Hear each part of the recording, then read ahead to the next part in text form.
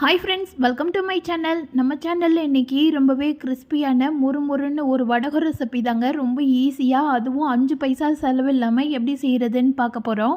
இது செய்கிறதுக்கு எந்தவித அரிசியோ பருப்போ மாவோ எதுவுமே தேவையில்லைங்க. மீந்து போன பழைய சாதம் இருந்தால் போதுங்க. ரொம்பவே சூப்பரான டேஸ்ட்டில் இதை செய்திடலாங்க. இது 6 மாதம் வரைக்கும் கெட்டு போகாது. இதை பொரியல் செய்யாதப்போ, வீட்டில் சைடிஷ் எதுவுமே செய்யாதப்போ இதை பொரித்து வச்சோன்னா கூட ஒரு கரண்டி சாதம் சாப்பிடுவாங்க. அந்த அளவுக்கு ரொம்ப டேஸ்ட்டாக இருக்கும். இதை நீங்கள் சைடிஷாகவும் யூஸ் பண்ணிக்கலாம். அதே நேரம் வெறுமனே ஸ்நாக்ஸ் எதுவுமே இல்லாதப்போ இதை எண்ணெயில் பொரித்து கொடுத்தா குழந்தைங்களும் விரும்பி சாப்பிடுவாங்க.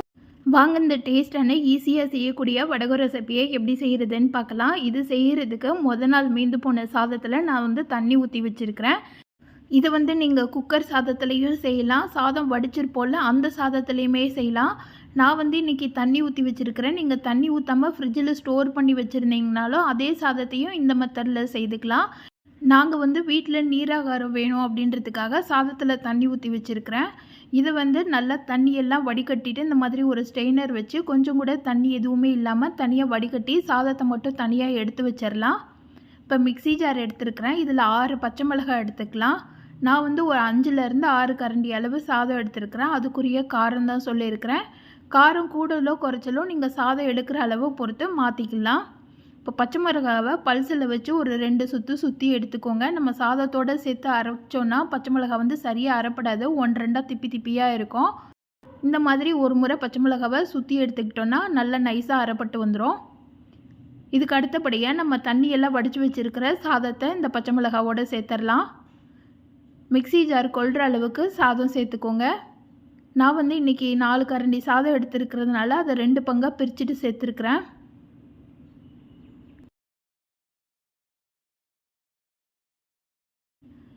இது கூட நம்ம எடுத்துருக்கிற எல்லா சாதத்துக்கும் தேவையான அளவு உப்பு சேர்த்துடலாம். சாதம் நல்லா நைஸாக அரைப்படுறதுக்கு ஒரு 1/4 டம்ளர் அளவு மட்டும் தண்ணி சேர்த்துக்கோங்க.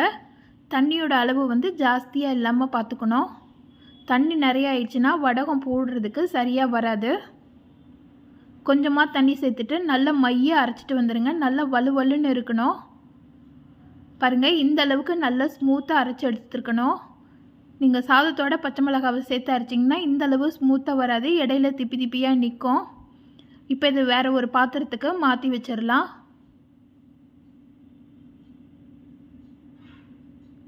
இதே மிக்ஸி ஜார்லேயே மீதம் இருக்கிற சாதத்தையும் போட்டு அரைச்சி எடுத்துக்கலாம்.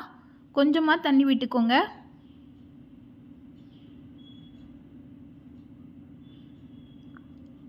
இப்போ அரைச்ச 2 சாதத்தையும் நல்லா மிக்ஸ் பண்ணி விட்டுடலாம். இது கூட மிக்ஸ் பண்ணுறதுக்கு முன்னாடி சீரகம் சேர்த்துக்கலாம். ஒரு 2 ஸ்பூன் அளவு சீரகம் சேர்த்திங்கன்னா கரெக்டாக இருக்கும். இது கூட கொஞ்சமாக சில்லி ஃப்ளேக்ஸ் சேர்த்துருக்குறேன். சில்லி ஃப்ளேக்ஸ் இல்லாதவங்க காஞ்ச மிளகாவை ட்ரையாக வறுத்துட்டு மிக்ஸி ஜாரில் பல்சில் வச்சு ஒரு 2 சுற்றுனிங்கன்னா நல்லா உதிரியாக இருக்கும். சில்லி ஃப்ளேக்ஸ் சேர்க்கும்போது நம்ம வடகம் பொரிச்சிட்டு சாப்பிடும்போது நல்லா டேஸ்ட்டாக இருக்கும். அங்கங்கே கொஞ்சமாக அந்த காரம் டேஸ்ட்டு தெரியும், சாப்பிட்றதுக்கு நல்லாயிருக்கும் சப்புன்னு இல்லாமல். இதெல்லாத்தையும் சேர்த்துட்டு நல்லா கலந்து விட்டுடலாம். அது மாதிரி சாதம் அரைக்கும் போதும் தண்ணியோட அளவு மட்டும் கரெக்டாக ஊற்றிட்டிங்கன்னா வடகம் ரொம்பவே சூப்பராக பர்ஃபெக்டாக வந்துடுங்க. பாருங்கள், மாவில் எல்லாமே கலந்தாச்சு. மாவோட கன்சிஸ்டன்சி இந்த மாதிரி தான் இருக்கணும். இப்போ வடகம் வறுக்க ஆரம்பிச்சிடலாம்.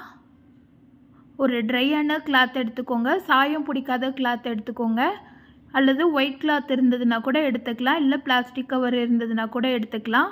அதில் ஒரு கரண்டி அளவு மாவை நல்லா திக்காக ஒரே இடத்துலையே விட்டுட்டு ரொம்ப பரசிடாமல் லைட்டாக ஓரத்தில் மட்டும் நல்லா தடிமனாக இருக்கிற மாதிரி தேய்ச்சி விட்டுடுங்க. ரொம்ப தின்னாக தேய்ச்சிங்கன்னா வடகம் ஒரு சில நேரம் உடஞ்சி போயிடும். கொஞ்சம் மாவு எடுத்து நல்லா 1.5 கரண்டி அளவு மாவு எடுத்துக்கோங்க. நான் சின்ன கரண்டி யூஸ் பண்ணுறதுனால 1.5 கரண்டி எடுத்துருக்கிறேன். பெரிய கரண்டினா 1 கரண்டியே போதுமானது. ஓரளவுக்கு தடிமனான சைஸில் வார்த்து எடுத்துடலாம். இது வெயிலில் நல்லா வெயில் அடிக்கும் போது காய வச்சிங்கன்னா ஒரு 2 நாள்லேயே காஞ்சி வந்துடும்.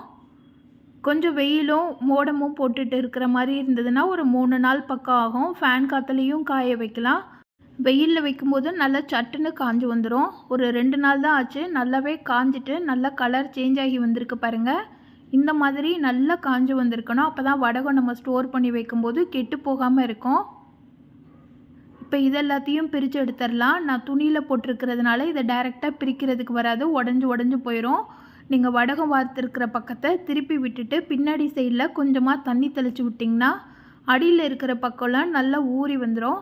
அதுக்கப்புறமா நீங்கள் கையை வச்சு லைட்டாக பிரித்து எடுத்திங்கன்னா போதும், வடகம் நல்லா உடையாமல் முழுசாக சூப்பராக வந்துடுங்க.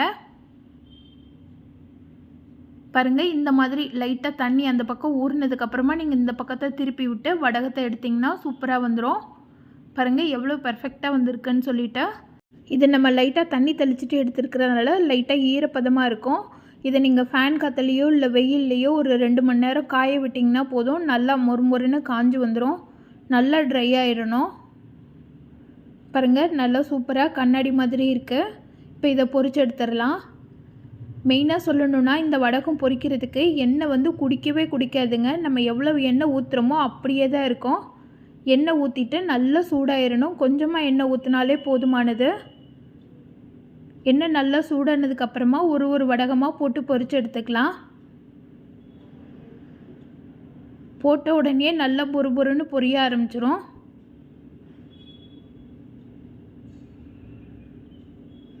பாருங்கள் எவ்வளோ சூப்பராக வந்திருக்குன்னு. இதே மாதிரி நம்மளுக்கு தேவையான வடகத்தை கொஞ்சமாக எண்ணெயிலேயே பொரிச்சு எடுத்துடலாங்க. வீட்டில் காய்கறி எதுவுமே தொட்டுக்க செய்கிறதுக்கு முடியல அப்படின்ற பட்சத்தில் இந்த வடகம் மட்டும் பொரிச்சு வச்சா போதுங்க, எல்லா விதமான குழம்பு கூடயும் சூப்பராக இருக்கும். நீங்கள் ஸ்நாக்ஸ் செய்கிறதுக்கு பதில் இந்த மாதிரி கூட நீங்கள் குழந்தைங்களுக்கு செய்து கொடுக்கலாம். ரொம்பவே டேஸ்ட்டாக இருக்குங்க. இந்த டேஸ்டான ஈஸியாக செய்யக்கூடிய இந்த அரிசி வடகத்தை நீங்களும் உங்கள் வீட்டில் செய்து பாருங்கள். செய்து பார்த்துட்டு எப்படி இருந்துச்சுன்னு சொல்லிவிட்டு கமெண்ட் பண்ணுங்கள். இதை பொரிச்சதுக்கு அப்புறமாவும் ஒரு கவரில் போட்டு வச்சுட்டு 2 நாள் வரைக்கும் யூஸ் பண்ணலாம். கையில் உடச்சி பார்த்திங்கன்னா போதும், நல்லா அப்பளம் மாதிரி சூப்பராக நொறுங்கி வருங்க. ரொம்ப சாஃப்டாக இருக்கும். பாருங்கள் எவ்வளோ சூப்பராக நல்லா கிறிஸ்பியாக இருக்குதுன்னு சொல்லிட்டு. இந்த வடகம் ரெசிபி வீடியோ பிடிச்சிருந்ததுன்னா கமெண்டில் வந்து சொல்லுங்கள். இந்த வீடியோ பிடிச்சா இந்த வீடியோவுக்கு லைக் பண்ணி மறக்காமல் சேனலை சப்ஸ்கிரைப் பண்ணிடுங்க. Thank you friends.